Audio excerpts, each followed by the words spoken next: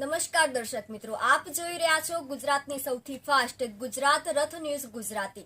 હવે નજર કરીએ આજના મુખ્ય સમાચાર પર। વડગામ તાલુકાના માહી પિરોજપુરા રોડ પરથી થોડા દિવસ અગાઉ એક વ્યક્તિનો મૃતદેહ મળી આવ્યો હતો, જેની ભાઈએ જ બે શખ્સો સાથે મળી હત્યા કરી હોવાનું સામે આવ્યું છે। પોલીસે 3 શખ્સો સામે ગુનો નોંધી વધુ તપાસ હાથ ધરી છે। વડગામ તાલુકાના માહી પિરોજપુરા રોડ નજીકથી ગામના નિઝામુદ્દીન હનીફભાઈ નાંદોલિયાનો મૃતદેહ મળી આવ્યો હતો, જેમની દફન વિધિ કરી દેવામાં આવી હતી। જો કે હત્યાની આશંકાએ ગ્રામજનો મોટી સંખ્યામાં મૃતક પરિવાર સાથે જિલ્લા પોલીસ વડાને રજૂઆત કરી હતી, જેથી પોલીસે કબરમાંથી મૃતદેહ બહાર કાઢી એફએસએલમાં મોકલાયો હતો, જેમાં તેમની હત્યા થઈ હોવાનું સામે આવ્યું હતું। પોલીસે ગણતરીના કલાકોમાં હત્યારા મૃતકનો સગો ભાઈ સહિત તબેલામાં કામ કરતા બે શખ્સોને ઝડપી લીધા હતા। માહીમાં મૃતકનો ભાઈ અલ્તાફ હનીફભાઈ નાંદોલિયાના કહેવાથી તબેલામાં કામ કરતા થરા મૂળ સરસ્વતી તાલુકાના શરિયદનો રહીમ ખાન ઇમામ ખાન બલોચ અને સલમાન ખાન અયુબ ખાન બલોચે ટ્રેક્ટરથી બાઇક ઉપર જઈ રહેલા નિઝામુદ્દીનને નીચે પાડી દીધા હતા, જે પછી માથામાં વાંશીના ફટકા મારી હત્યા કરી ફરાર થઈ ગયા હતા। ત્યારબાદ હત્યાનો જે મામલો સામે આવ્યો છે, શું છે સમગ્ર પ્રકરણ?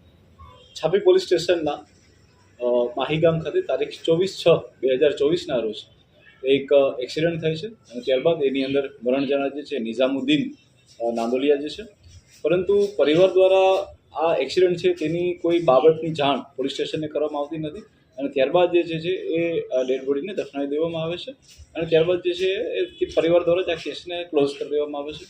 પરંતુ આ બાબતની જાણ જે છે એ ધીરે ધીરે પોલીસને જાણ થતાં અને ગ્રામજનોએ બી આવી અને રજૂઆત કરતાં તારીખ 20/7/2024ના રોજ છાપી પોલીસ સ્ટેશન દ્વારા એડી આની અંદર દાખલ કરવામાં આવે છે અને ત્યારબાદ એક્ઝિક્યુટિવ મેજિસ્ટ્રેટની હાજરીમાં જે જગ્યાએ દફનવિધિ થઈ હોય છે ત્યાં એ ડેડ બોડીને કાઢવામાં આવે છે અને ત્યારબાદ બોડીનું એક એફએસએલ પીએમ કરાવવામાં આવે છે અને એફએસએલ પીએમમાં જે પુરાવા મળી આવે છે તેના આધારે પોલીસ દ્વારા જે છે આની અંદર મર્ડર દાખલ કરવામાં આવે છે।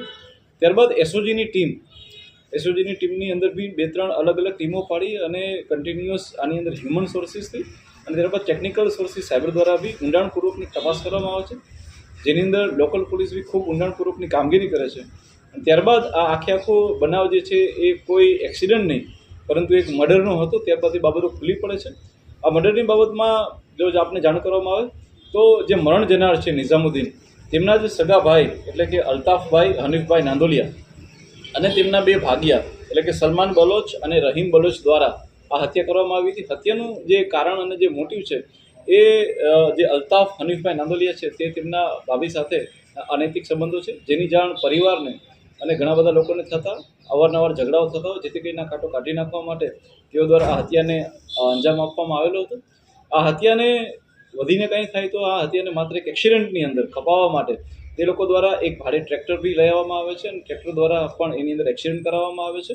પરંતુ પોલીસ દ્વારા સમગ્ર ઘટનાની તપાસની અંદર ઘણા બધા સાંયોગિક પુરાવાઓ, તમામ સીસીટીવીના ફૂટેજો, તમામ લોકોની હાજરીઓ તથા જે અમે એફએસએલ પોસ્ટમોર્ટમ કરાવેલું છે તેનો રિપોર્ટ અને ત્યારબાદ બીજા બધા પુરાવાઓને લઈ અને પોલીસે ખૂબ મજબૂત રીતે આની તપાસ કરી અને હાલની અંદર તમામ 3 આરોપીને પકડી પાડવામાં આવ્યા છે અને તેના માટેના જે બી અમારા લોકોને એફએસએલમાં બીજા પુરાવા મોકલવાના છે તેની બી કાર્યવાહી હાલમાં ચાલુ છે।